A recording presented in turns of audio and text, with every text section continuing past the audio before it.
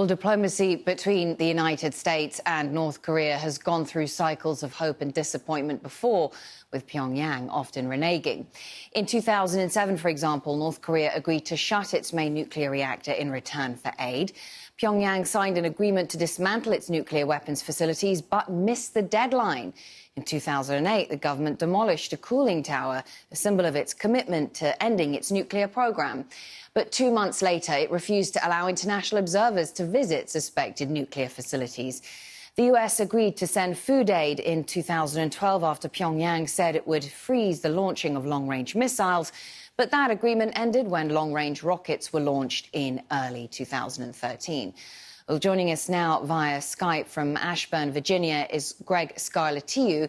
He is the Executive Director of the Committee for Human Rights in North Korea. Thank you very much for speaking to us.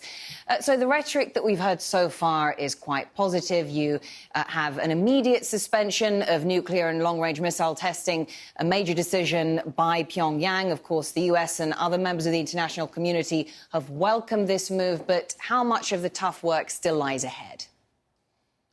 Well, denuclearization has meant two different things to the United States, the UN, the international community, and the Kim regime of North Korea. To us, the golden standard has been CVID, complete, verifiable, irreversible denuclearization and dismantlement of North Korea's nuclear program. To the Kim regime, denuclearization has meant regional arms talks, regional arms control talks. Basically, they ought to be the new Soviet Union, based on the premise that they're a nuclear power. If this is a first significant step in the process to verifiably, irreversibly dismantle and dispose of North Korea's nuclear program, then this is history in the making. However, if we are going to stop here, simply place a freeze on North Korea's nuclear program and accept North Korea as a nuclear weapons state, we will be creating a fairly dangerous precedent of a state, a rogue state, that joined the Nuclear Non-Proliferation Treaty, the NPT, in 1985, then pulled out of the NPT and developed nuclear weapons and gained recognition as a nuclear weapons state. We will have to follow very closely.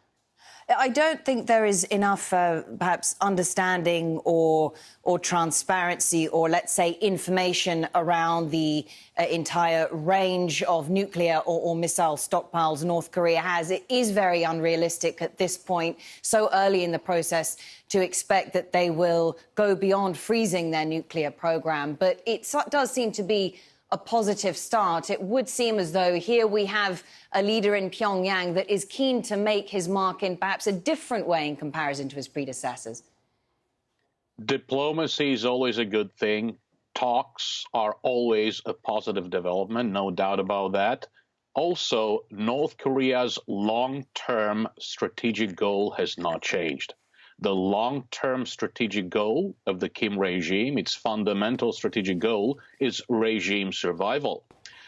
Moreover, this regime has made it quite clear that it will not give up its nuclear weapons. Obviously, its short to medium-term strategic objective is to weaken the sanctions regime grounded in UN Security Council resolutions aiming to halt the development and proliferation of North Korea's nuclear weapons.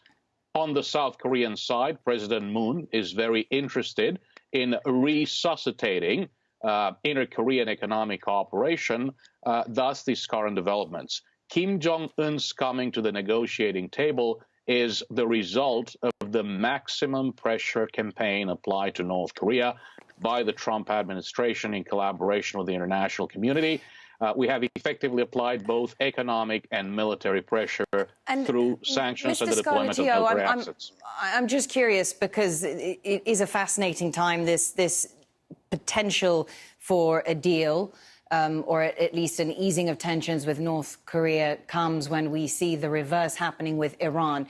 You can see or at least understand the rationale of preserving something of their nuclear weapons program when you look at the fact that Iran, which did do a deal in 2015 with the US, has seen the relationship move in the reverse direction. It's deteriorated and it's become increasingly belligerent.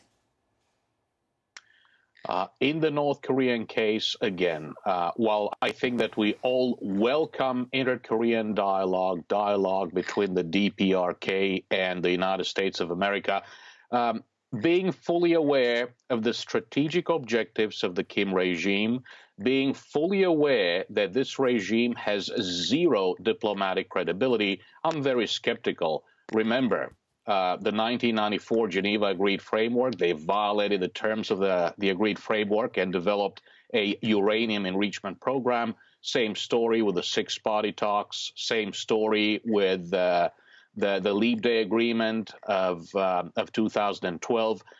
Diplomacy is great. We will have to continue to follow very closely. We need realistic diplomacy based on a full understanding of the fundamental strategic objectives of North Korea's Kim regime, and also based on a full understanding of North Korea's diplomatic credibility, which is close to zero as of now. Well, we have to see how the process unfolds. Thank you very much, Greg Scarlatoiu. Appreciate your analysis.